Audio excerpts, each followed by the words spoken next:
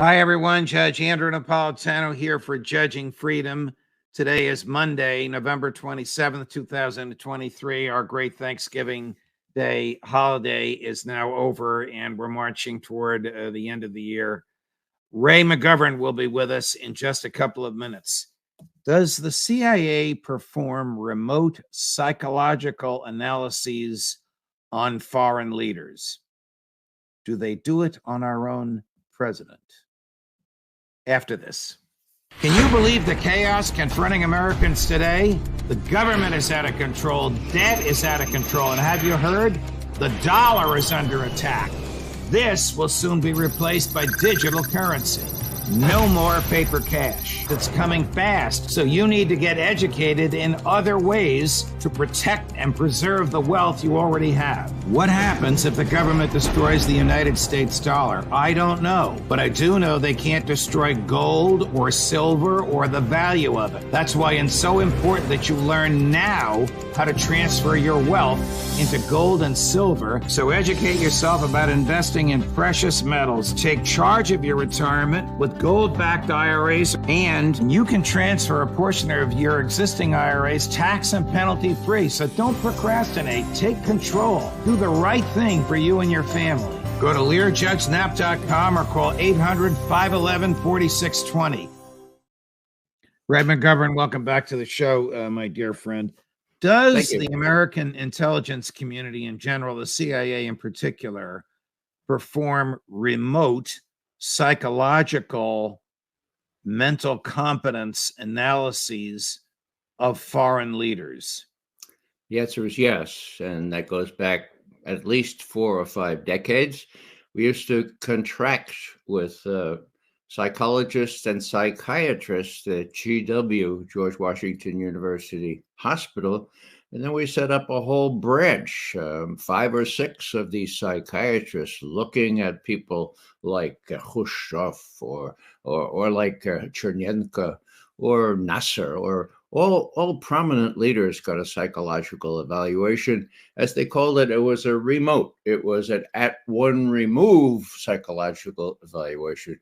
But I want to tell you, they were extremely helpful to us, even though they violate some of the rules that's supposed to govern those kinds of evaluations. Well, I would imagine they violate the rules of medical ethics, because what are these evaluations based on? Videos, and what are they videos of? Whatever the CIA wanted them to see. It's not a video of the leader with his wife and children. It's a video of the leader in public, I would imagine.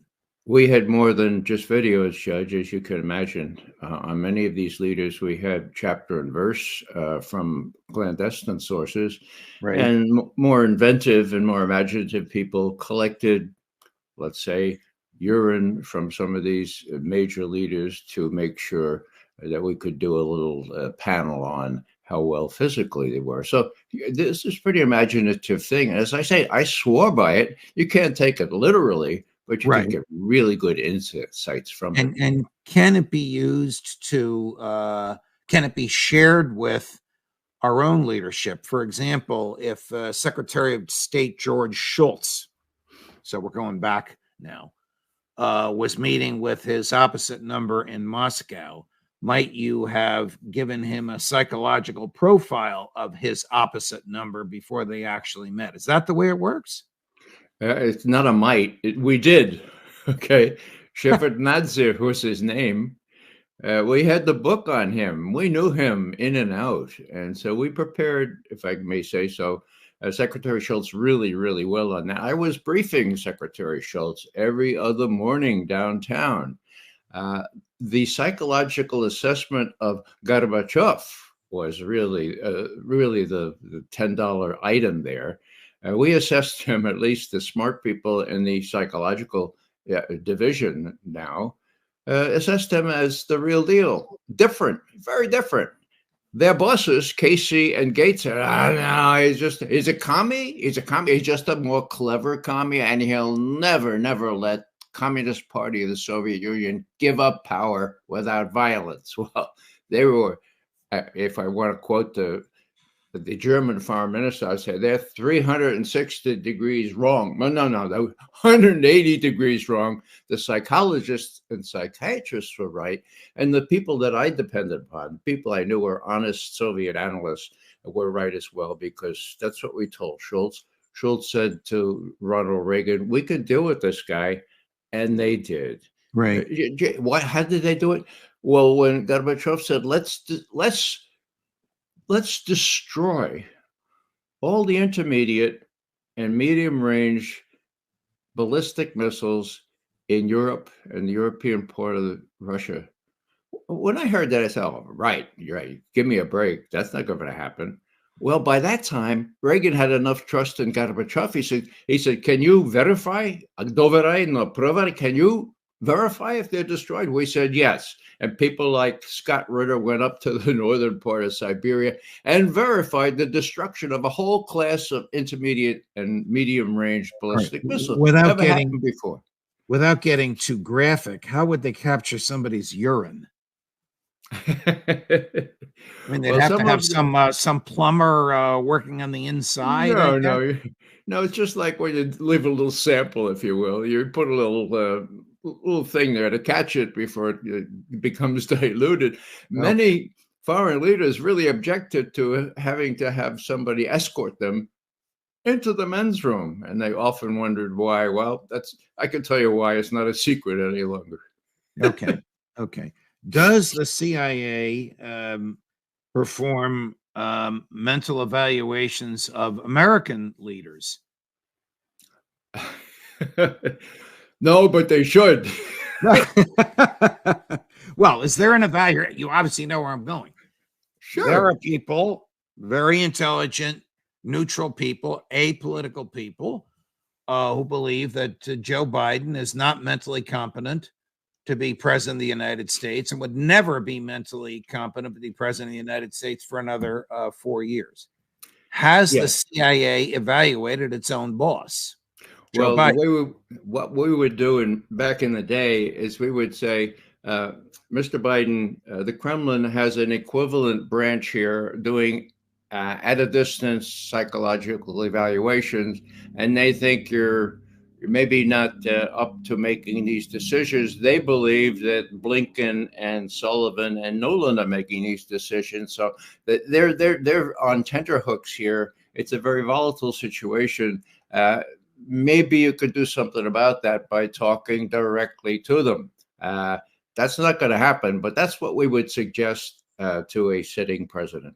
Is it clear in your mind that the Russians, the Chinese, and you can tell me who else, probably the Brits and the Israelis, right, have psychological evaluations of Joe Biden? And if they do, it's not something that Joe would be happy seeing. Well, Judge, I can give you an off-the-cuff evaluation given by Putin exactly 13 months ago at Valdai, October 27th. He was asked, how do you interpret what the Americans are doing in taking on China as well as us in Ukraine? And Putin said, and I quote, I think they're crazy. I think it can be explained only by arrogance and a feeling of impunity, end quote. Now, I happen to think that too, but it doesn't matter what I think. What matters is what Putin thinks, and that's we've got a Middle East thing where the U.S. is heavily involved. So, what are these advisors going to say? Three's a charm. We got China. Let's take on for Israel the situation in the Middle East. It's crazy, and that was the word that Putin used. I dare say maybe it applies, and Americans should know that at this point. So when President Biden flew to Israel earlier, I don't remember if it was earlier in this month or late October, but sometime after October 7, was there for about 36 or 48 hours prior to his arrival. Did the senior Israeli leadership have the benefit of a psychological analysis of old Joe? Because he might have deteriorated. He might have been worse than the last time Netanyahu saw him whenever that was, probably in Washington. Well, I'm sure that the Israeli intelligence didn't have to dig very hard. They could see these videos where the president cannot really understand where he is or how to get off the stage. We had just Sunday, we had one of these almost Mitch McConnell 6 seconds when he was asked the obvious question about what he has told Netanyahu about Gaza, okay? And the president just sort of didn't know what to say for 6 seconds. It was a pregnant pause. And then he said, oh, I would try to tell him to be nice about the genocide. In other words, not to kill as many people as he can, just be nice about the genocide. We'll have a humanitarian pause. Now, they're not saying humanitarian pause in the genocide anymore. They're saying temporary pause, because humanitarian and genocide really don't go. They don't go together. Hold that thought, if you will, on genocide. I want to ask you about that word and its toxic nature in America. But here's a clip of Ronnie Jackson. This is Dr. Jackson, who was the White House physician in the Trump years. Now, Congressman Jackson. So he's a conservative Republican who's not a fan of Biden's to begin with, but he is a physician. And he's going to put on, in this clip, he puts on his hat, so to speak, as a physician and gives us his opinion of the president of the United States. How fast does this decline happen based on your experience in the medical field? Well, it's happening quickly, Sean. And like you said, I've taken care of actually 3 presidents. I was also there during the Bush administration, so I know firsthand what it takes to be the commander-in-chief and the head of state. It's a grueling job, both mentally and physically. This man can't do the job. He's proven to us every single day that he can't do the job. But this is going to get worse. I've been saying this since he was candidate, Joe Biden. I saw it early on, and like you said, I wasn't making a diagnosis, but I said something's going on here. This man's got cognitive issues related to his age. It's just continued to get worse. And I did this the other day. I went back and I looked at some stuff from 2 or 3 years ago when he was, or from over 3 years ago when he was running for office, and compared it to right now. And it's just unbelievable how much he's degenerated just during his time in office. We cannot afford to have this man in office for, the remainder of this term and then another 4 years after that. He's already putting us at great risk right now. Look at what's happening to our economy, our southern border we just talked about, overseas, the wars that we're getting drawn into, things that wouldn't happen if Donald Trump were there, because our enemies don't fear us anymore. They have no respect for us anymore, and our adversaries don't trust us anymore. And it's because we don't have the leadership in the White House that we need. And it's because this man, even if he wanted to, he cannot provide that leadership. He is not physically and cognitively fit for office anymore. And somebody in his inner circle needs to step up to the plate and make him aware of this. And he needs to move on for the safety and security of this country. Some of that was political, but most of it was his observations as a physician, and most of it is rather obvious and not even disputable that Joe Biden has cognitive issues. That was from my former employer's Fox News. Fox was actually a little charitable. They could have shown much worse clips of him not knowing where he was. So if a member of here's my point. If a member of Congress is saying this on national television in the U.S., surely Putin, Xi, Netanyahu, Prime Minister Rishi Sunak of Great Britain, Chancellor Scholz of Germany, President Macron of France are talking about it, at least when it's relevant, when they're about to meet with old Joe. Fair to say? Fair to say, Judge. And the important people, if I may, are Putin and his advisors. It makes it very, very volatile. After all, Biden has his, I don't know who holds the codes for him, but he has the codes for the atomic arsenal that we have. The second most important is Netanyahu. Now, we all know, I think I mentioned this on your show, that just 20 years ago, Netanyahu said, America can be moved very, very easily. We have 80% approval of the American people. It's absurd, end quote. Well, it was absurd and had been absurd. It's not absurd anymore, except the figure is not 80%. It's down around 50%. And most of the young people and the people in Michigan and in other key states are not going to vote for Biden. So this is a real existential issue for Biden and for the political fortunes of the Democratic Party. Now, who are they going to get? What adult is there around that can come in and say, "Now, Joe, it's time for you to not run again," like they did to LBJ back in 1968, March. You remember that? Okay. Right. There's no one around. So who's going to tell them? I'm toying with the idea of asking my fellow veteran intelligence professionals for sanity for doing one more memo to Biden. We've already done 4, but we'd send this to Jill. It would say, Jill, look, for everybody's benefit, especially your husband's, look what we told them about Ukraine. Look what we told them about Gaza. Please tell him that, he could do a favor for the country. If he just steps aside, brings in some people from known reputations of being honest. You can find them. It's going to be hard, but you could find them. Listen to people like John Mearsheimer and others.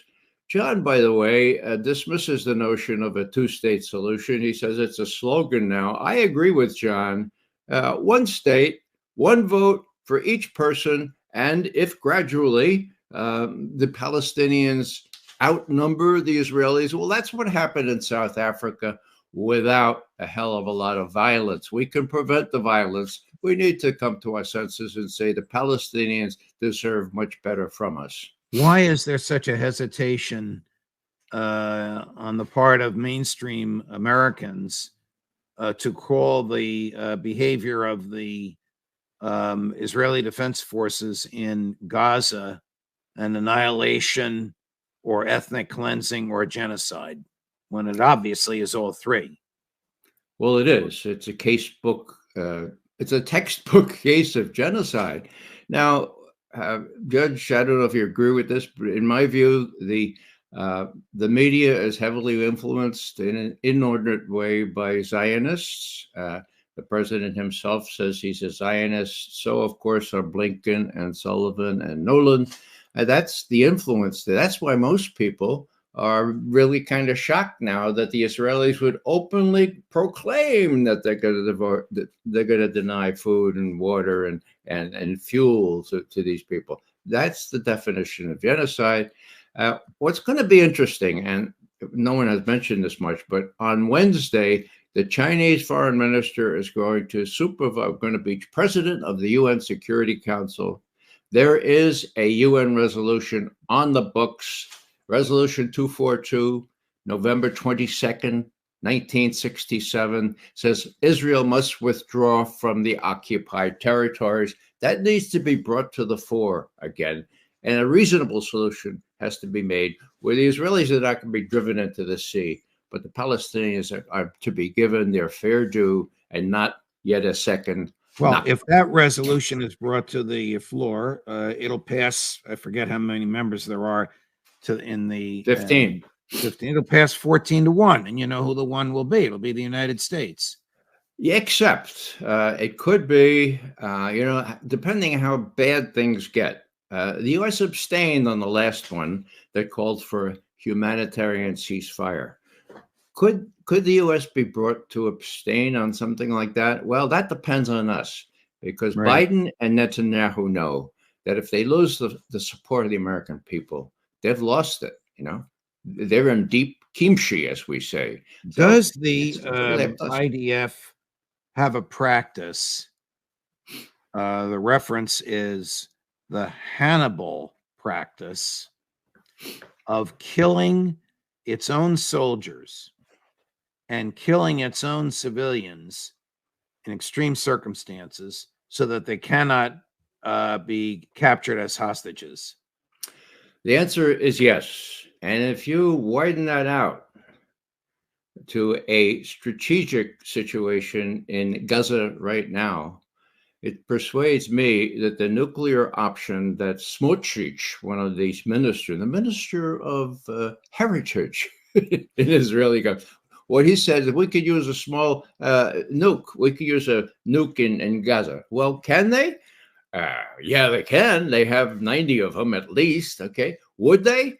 Well, according to the Hannibal doctrine enlarged, so to speak, or enhanced, yeah. And would they? I don't know. But just asking that very question just sends chills up my back, Judge. So has the IDF in this conflagration killed some of its own? Larry Johnson reports that it has. Sure, it has. It during that October 7 raid by Hamas, we know that it was Israeli tanks, Israeli helicopters, Apache helicopters they got from us that did the most of the really bad damage, the scorched bodies and all that. Why? Because of the Hannibal doctrine, and because they were really kind of emotional and wanted to just do in these Hamas guys. It didn't matter if there were Israeli hostages there too, take them down, and But that's what they did. principle of law or moral principle permits that? Judge, there is no morality in the situation. There's hate, okay? There's no empathy. There's just hate. And there's hate on both sides. Now, the Israeli populace is 80% behind what Netanyahu is doing. What would stop him? Only the United States can stop him. And if we don't stop him, then the Arab countries in the area, the ones that are full of Palestinian refugees, another 7 million or so, Jordan, Syria, all those Lebanon, okay, they're going to create so much pressure on their own governments. The government's going to have to do something, and what that something is, I hope it's judicious, but it will be something kinetic, fancy word for violent. Okay, right. So we want to prevent that. Vanessa Beeley, with whom I was on a Zoom thing yesterday, she said that the surrounding countries are trying to manage this without getting directly involved. So far, they have.